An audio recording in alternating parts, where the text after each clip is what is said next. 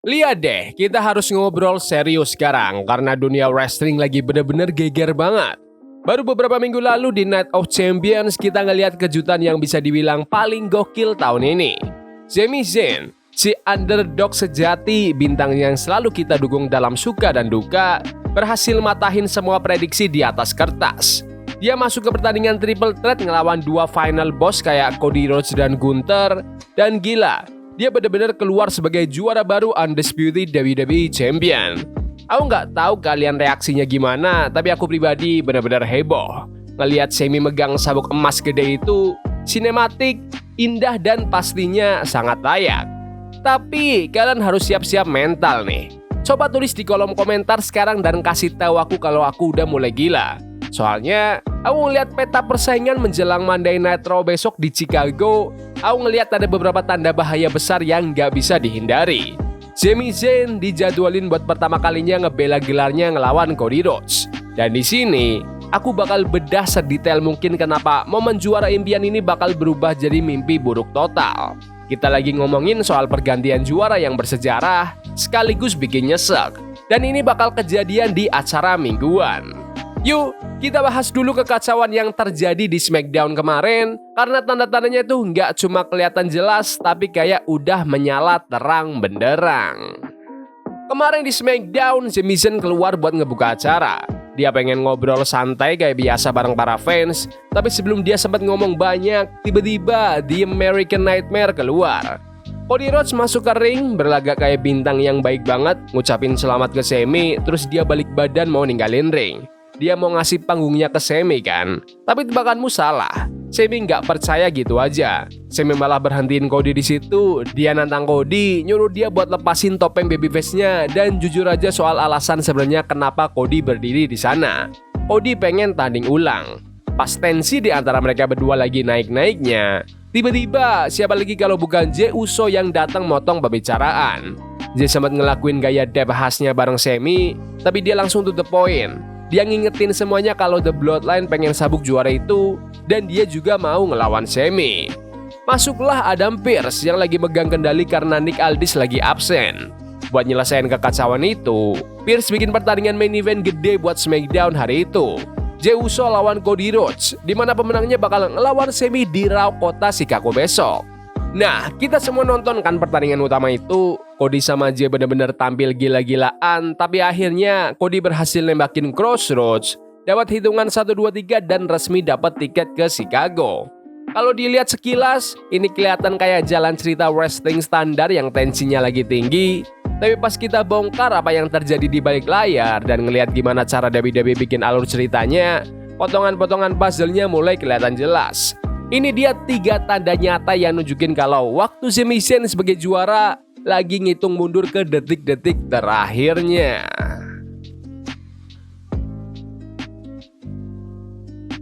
Kita mulai dari detail yang mungkin kelihatan sepele buat fans musiman, tapi kalau kalian tahu cara kerja WWE di balik layar, ini adalah bocoran besar dari pihak manajemen. Pas Sami berhasil ngepin Cody di Night of Champions buat menangin sabuk juara, tim produksi WWE gerak cepat banget buat ngelakuin satu hal.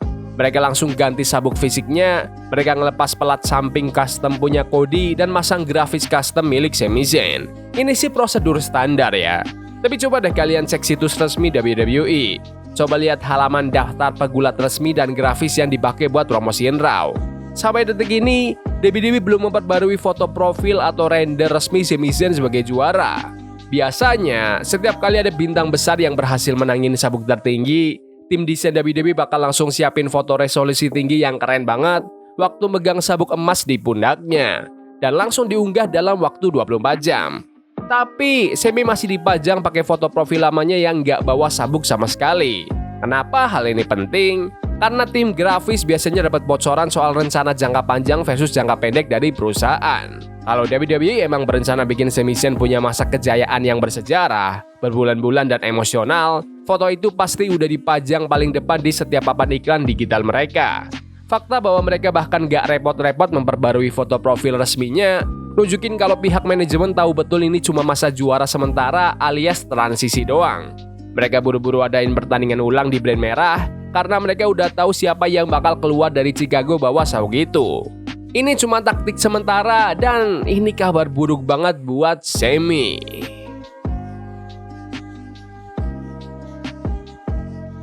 Sekarang kita bahas bintang yang bakal berdiri di seberang ringnya. Cody Rhodes. Itu bukan cuma babyface paling gede di industri saat ini, tapi dia punya statistik yang gila banget tiap kali posisinya lagi terpojok.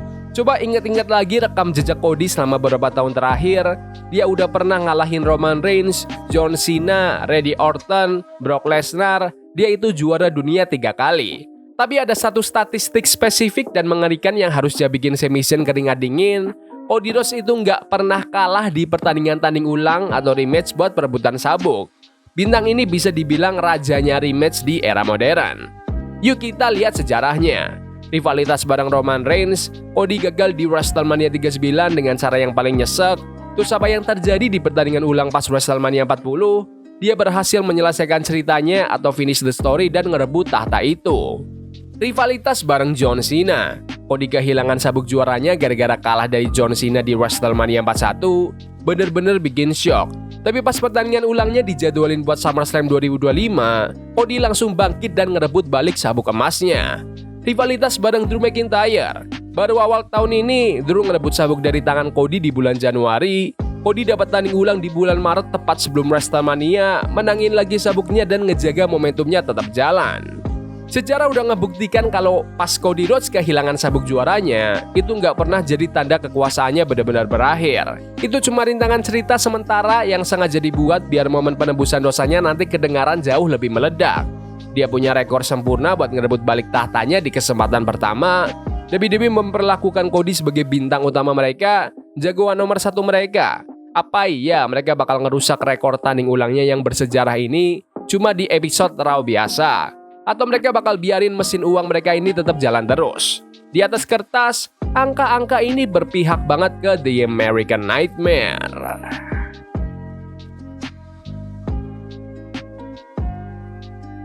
Kalau masalah foto profil yang hilang sama rekor sejarah tadi belum bikin kalian yakin, poin terakhir ini adalah bukti paling kuat yang gak bisa dibantah. Kita harus ngomongin soal rumor super gede yang lagi rame banget di internet tentang rencana WWE buat SummerSlam tahun ini. Udah berbulan-bulan orang dalam wrestling dan situs berita gosip wrestling heboh ngomongin soal pertandingan impian yang bakal menghasilkan banyak uang di acara terbesar musim panas nanti, Cody Rhodes melawan CM Punk. Ini adalah rivalitas yang ceritanya bisa jalan sendiri. Sebuah pertandingan utama kelas kakap yang gampang banget buat menuhin stadion manapun di dunia. Tapi biar pertandingan sebesar itu terasa semewah dan sebergengsi mungkin, harus ada hadiah paling berharga yang dipertaruhkan.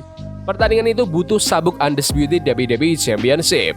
Dan di mana Raw bakal diadain besok ini? Chicago, kampung halamannya CM Punk. Laporan terbaru dari belakang panggung nunjukin indikasi kuat kalau si Best in the World dijadwalin buat kembali lagi ke program WWE besok ini di Raw. Tepat di kota asalnya dan tepat di saat Cody Rhodes sama Sami Zayn lagi tanding mati-matian di dalam ring buat rebutin sabuk juara.